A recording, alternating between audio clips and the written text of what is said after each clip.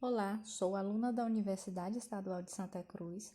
Me chamo Juliana Lopes. Minha equipe é composta por Adenilson Mendes, Franciele Oliveira, Georgia Luquécia e Lisa Andrade. Hoje, enfatizaremos o processo de divisão celular com o tema "E assim a vida teve início". Com base em estudos, as primeiras células surgiram na Terra há 3,5 bilhões de anos. A teoria da evolução química postula que moléculas da atmosfera primitiva reagiram sob a ação de descargas elétricas, radiação do Sol e atividades vulcânicas, formando as primeiras moléculas orgânicas. Tais moléculas teriam se aglomerado na forma de coacervados, os quais, ao longo do processo evolutivo, deram origem às primeiras formas de vidas primitivas. As células procarióticas. Houveram processos de mutações e seleção natural que resultaram nas células eucarióticas e, posteriormente, nos organismos multicelulares. Durante esse período de evolução, surgiram dois mecanismos de reprodução: a sexuada, que envolve divisões mitóticas, e sexuada, que envolve a divisão meiótica para a formação de gametas. Essa última ocorre na maioria dos organismos e trouxe vantagens relacionadas à variabilidade genética que implica em organismos mais aptos e diversos. A mitose é um processo de divisão celular que ocorre nos organismos eucarióticos unicelulares para fins de reprodução, bem como nas células somáticas de organismos multicelulares para fins de crescimento, renovação e regeneração de tecidos. Ocorre ainda nas células germinativas, visando formar as ovogônias e espermatogônias, que posteriormente sofrerão meiose para formar os gametas femininos e masculinos respectivamente, os quais, após fertilização e desenvolvimento embrionário, darão origem ao novo indivíduo. É uma divisão equacional, pois a quantidade de cromossomos é sempre constante. Intérfase. Na fase G1, ocorre o crescimento da célula, aumento do número de organelas, intensa síntese de RNA e proteínas, cromossomos são simples e o primeiro ponto de checagem.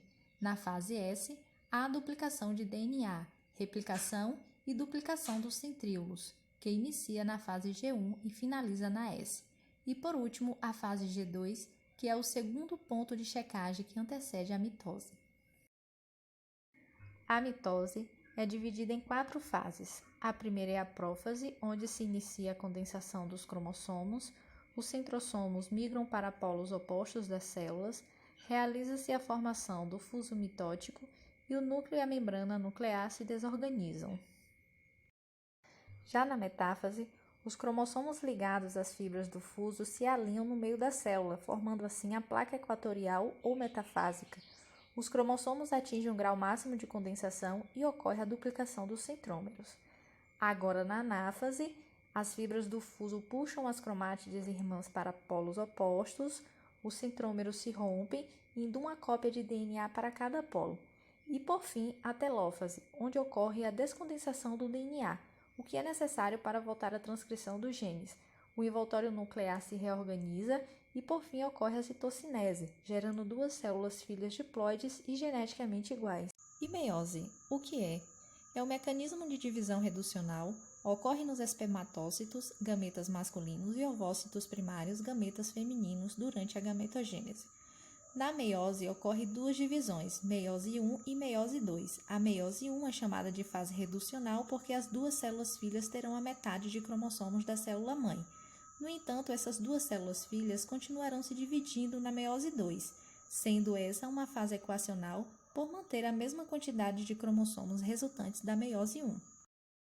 A prófase é a fase mais longa e didaticamente se divide em leptóteno, início da condensação dos cromossomos e da migração dos centríolos, além da formação do fuso acromático; zigóteno, ocorre a sinapse, ou seja, pareamento dos cromossomos homólogos; paquíteno, ocorre o crossing over, recombinação ou permutação dos cromossomos homólogos, resultando numa maior variabilidade genética; diplóteno, visualização dos quiasmas, pontos onde ocorreu o crossing over; e diacinese, terminação, fase final com a reorganização do núcleo e da membrana nuclear, preparando para a metáfase 1. Metáfase 1. Os cromossomos estão localizados na placa equatorial da célula e atingem o seu grau máximo de condensação. Anáfase 1. ocorre a separação dos cromossomos homólogos, que migram para os polos opostos da célula. Telófase 1. Os cromossomos já estão nos polos das células e vão se desespiralizar. O nucleolo e membrana nuclear se reorganizam e ocorre a citocinese, divisão do citoplasma, havendo assim a formação de duas novas células. Agora essas duas novas células vão continuar a divisão e formar cada uma duas novas células filhas na meiose 2, que também terá as 4 fases da divisão celular.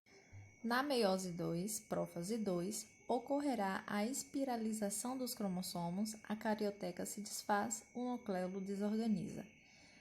Metáfase 2, a formação da placa equatorial com os cromossomos homólogos alinhados em um máximo nível de condensação. Anáfase 2, haverá a separação das cromátides irmãs. E na telófase 2, a carioteca se organizará novamente e os cromossomos irão se desenrolar e reorganizar o núcleo.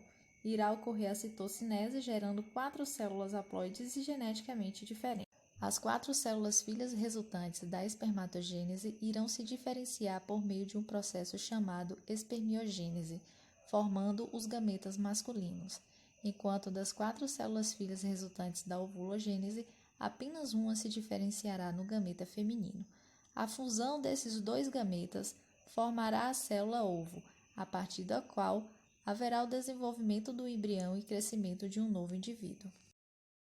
A meiose e a fecundação na reprodução sexuada são processos complementares, pois permitem que o número de cromossomos da espécie se mantenha constante ao longo de gerações.